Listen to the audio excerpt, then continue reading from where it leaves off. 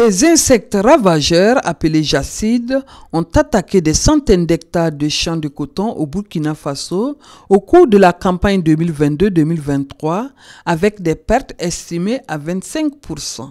Face à la menace, le gouvernement burkinabé a autorisé en Conseil des ministres l'importation et l'utilisation par dérogation de pesticides non homologués pour lutter efficacement contre ces ravageurs. Les jacides se sont signalés assez tôt cette année dans les champs de coton et grâce donc aux produits que le gouvernement nous a autorisé de commander, les traitements ont été opérés et les champs sont repartis de plus belle.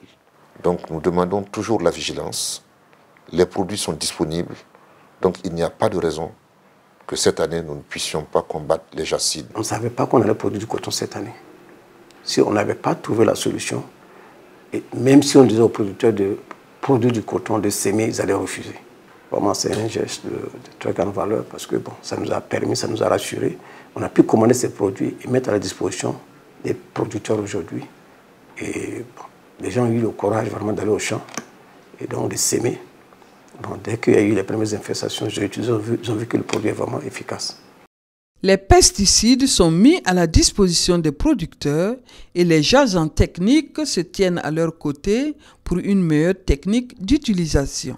C'est de nouveaux produits et il faut que nous fassions une sensibilisation pour que les principaux bénéficiaires puissent savoir comment est-ce qu'ils doivent les utiliser et aussi les rassurer que les produits qui sont là vont réellement les permettre de bien combattre et d'augmenter la production, voilà, pour ne plus avoir peur de produire comme les pertes que nous avons eues l'année passée. Chaque semaine, nous passons voir ces parcelles-là. Vous voyez qu'il y a beaucoup de piquets. Ce sont des parcelles d'observation. Si nous observons qu'il y a 10 plants qui sont attaqués sur les 30, ça veut dire que le seuil est atteint. C'est une alerte. Directement, on peut refaire rapidement un traitement pour arrêter l'évolution des jacides. Le traitement contre les jacides est un produit en poudre conditionné dans des sachets. On a besoin de 2 sachets pour traiter un hectare.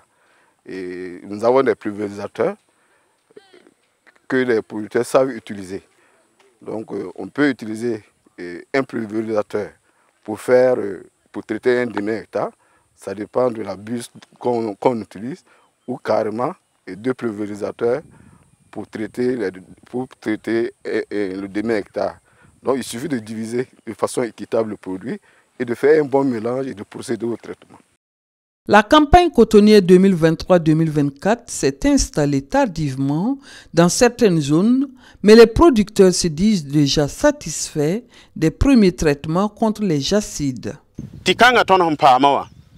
Amana ton yela ri ton senda pama tikanga amte damte rondawa tum da pang yi den la woto bata san yi soma sa ne ba sui no me ton pama tim nan pompe on pompe da pila na hle mo pompe runna amikamenti bara kabe la mon pour le gouvernement barako so ne be son tondo to ton pam timana on pompe indi zabne bara Burkina Faso.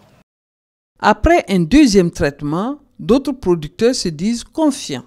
Nous sommes au 2e traitement. On a traité avec le produit contre les acides. Pour le moment, ça va. Ça va en tout cas, on a remarqué que ça va. Voilà. Et on prie Dieu que ça continue comme ça.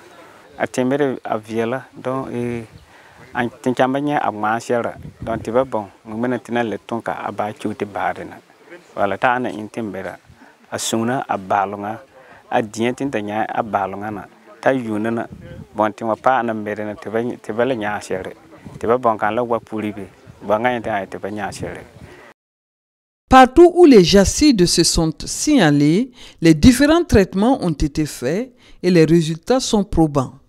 Ça a vraiment joué un rôle capital dans la production de cette année. Parce qu'à l'entame des semis, les cotonniers étaient déjà attaqués. C'est pour dire que s'il n'y avait pas cette dérogation, la production de coton s'arrêtait. Donc la production arrivée, il est vraiment apprécié de tous les producteurs de coton.